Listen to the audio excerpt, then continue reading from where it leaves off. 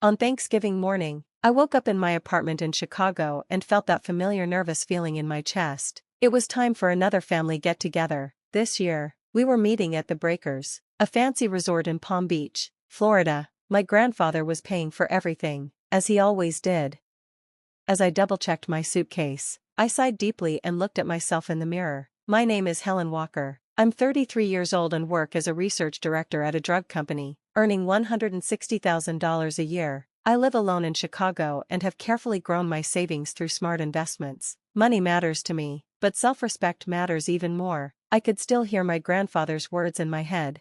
He made his wealth in the construction business and taught me everything I know about handling money. Since I was a kid, he showed me how to invest and manage assets. He's the only person in the family who really gets me.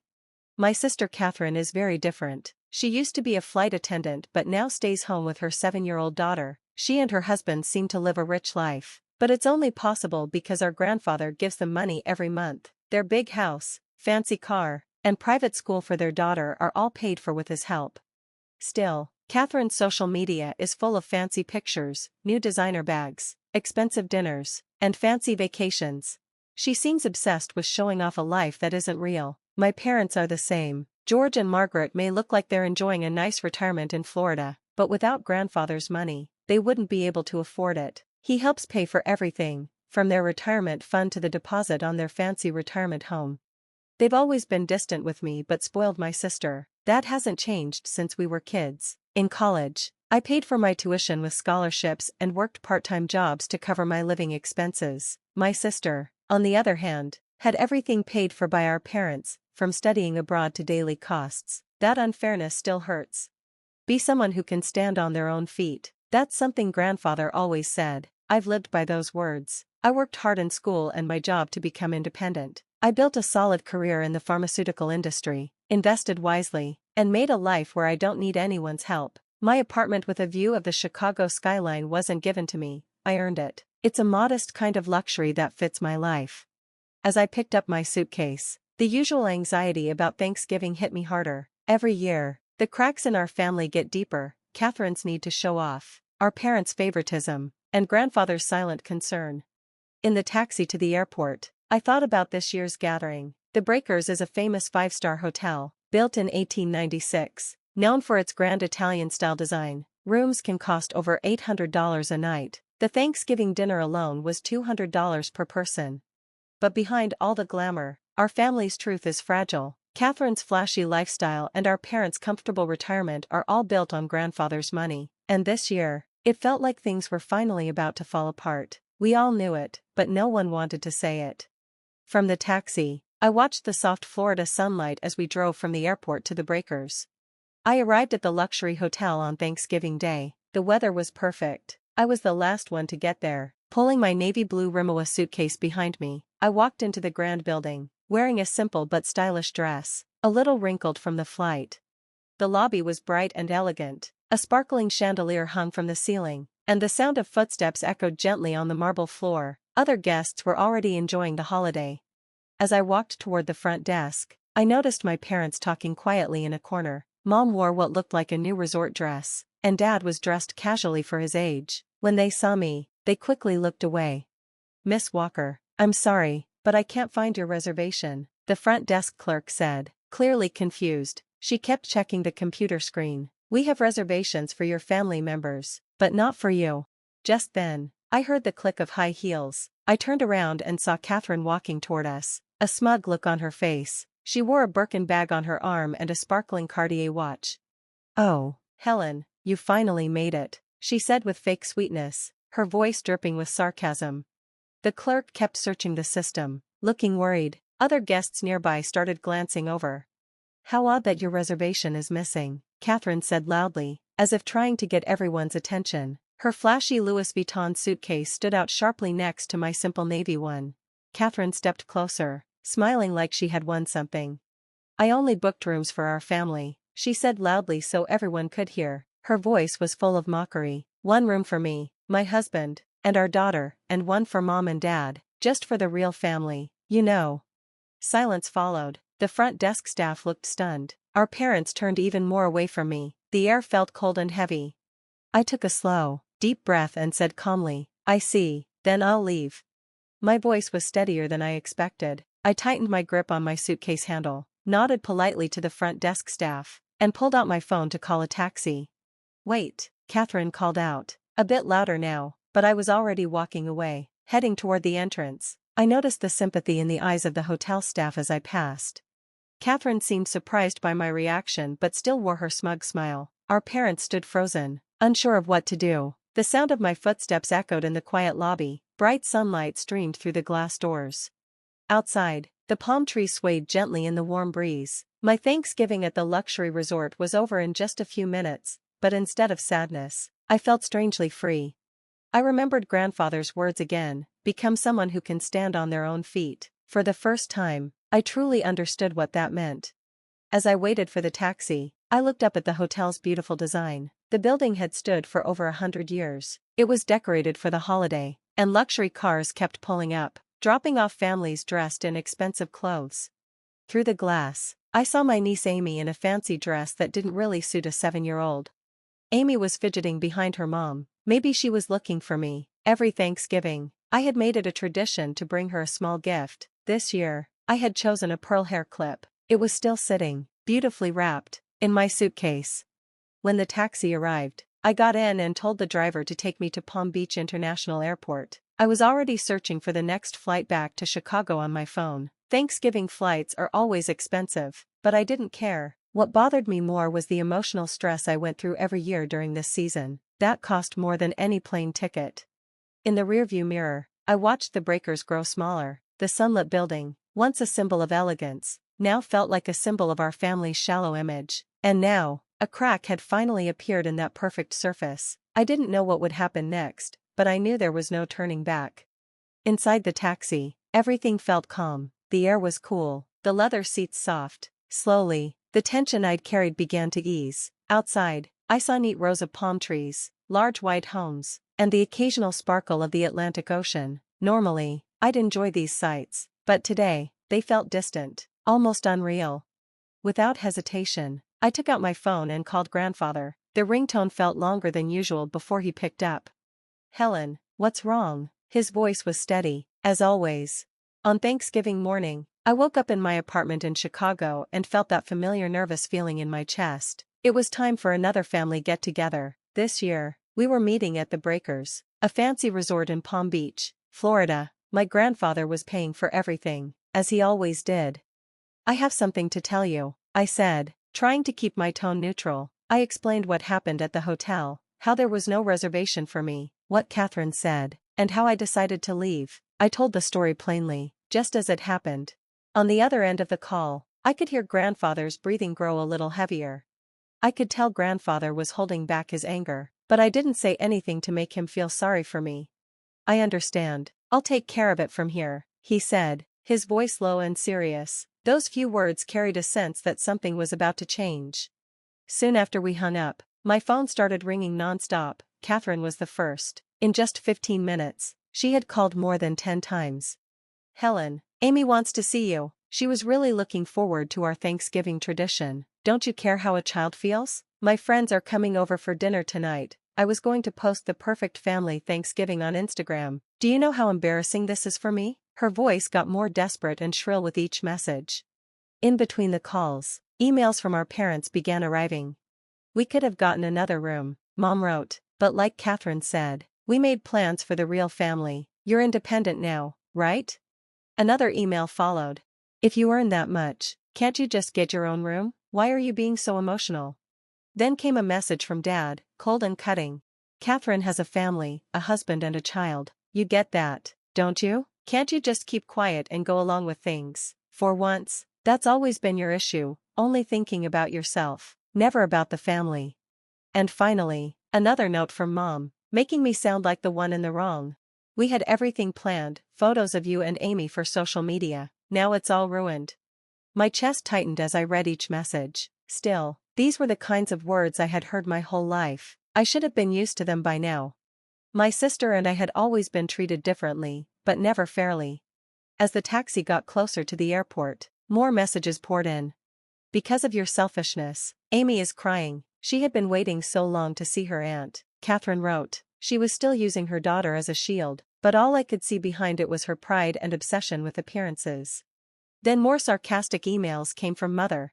Poor Catherine. If only you knew how much she worries about Amy's future. But education costs money, and you chose this moment to cause trouble.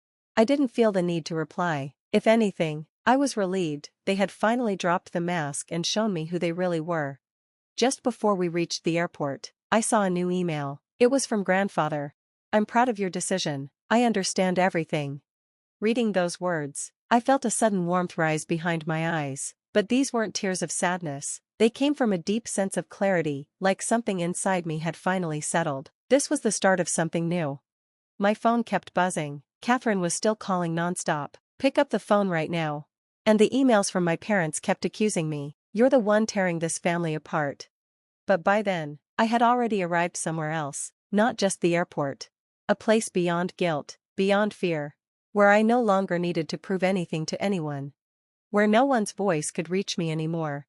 I stepped out of the taxi and walked toward the international terminal. As I booked a flight back to Chicago, I felt something lift inside me. It was freedom, the moment I finally let go of the illusion of family. About 30 minutes after takeoff, a new email arrived from Grandfather. It was sent to everyone in the family. The subject was clear: final decision. In his usual firm, dignified tone, the message began. Today, on Thanksgiving, something happened that deeply harmed the honor of our family. The way Helen was treated is unacceptable. Effective immediately, I am freezing all financial support to George, Margaret, and Catherine. He continued. Let me remind you, your lifestyles are entirely sustained by my support. Those who've lost sight of what family truly means, who've become obsessed with appearances and pride, no longer deserve this privilege. Just as I finished reading, my phone lit up again, this time with urgent calls from Catherine. She was clearly in a panic. Helen, please answer. Talk to Grandpa. You can fix this, she pleaded in her voicemails. Her life had been built entirely around the $30,000 a month she received from Grandfather. Without it, everything would collapse. Then the emails came pouring in from our parents. The coldness and sarcasm from before had vanished, replaced by panic and desperation. Helen, this is our retirement we're talking about. Please, talk to him again. Their plans for a luxury retirement home were falling apart, so was their medical coverage. Suddenly, they needed me. He'll listen to you, won't he? I'm sorry for what I said earlier. Please, this is a family emergency. I read the messages, then quietly turned off my phone. Outside the plane window, a sea of clouds stretched endlessly beneath me. Peaceful, silent, free. This year, the usual perfect family Thanksgiving photos never appeared online. For Catherine, that may have hurt even more than losing the money. The plane flew smoothly toward Chicago. The person next to me was looking at Thanksgiving recipes on their phone, probably planning dinner. Normally, I would have been in the hotel lounge by now, giving Amy her gift. After landing, I connected to my home Wi-Fi and found over 100 unread messages. Most were from my sister, each one more desperate than the last. What am I supposed to do? I can't pay the loans. What about Amy's school fees? Emails from my parents were just as serious. We might lose our retirement home deposit. What are we supposed to do now? I can't sleep thinking about the medical insurance. Then came Grandfather's final message, sent to all of us. This decision is final. You must face the results of your own actions. If anyone objects, I will stop all remaining support. I read the messages calmly. The once proud, arrogant voices had now become desperate. For the first time, their true selves were showing. I set my phone down and brewed tea in the kitchen. I thought about how I was supposed to be enjoying a $200 Thanksgiving dinner at a luxury hotel. That thought made me smile. Every year, my sister's family would show off that dinner on social media, but behind the scenes, they were barely managing their credit card payments. Then my sister's husband called. His voice was full of panic, and he was starting to blame Catherine's spending habits. It sounded like their marriage was beginning to crack. My parents sent more emails.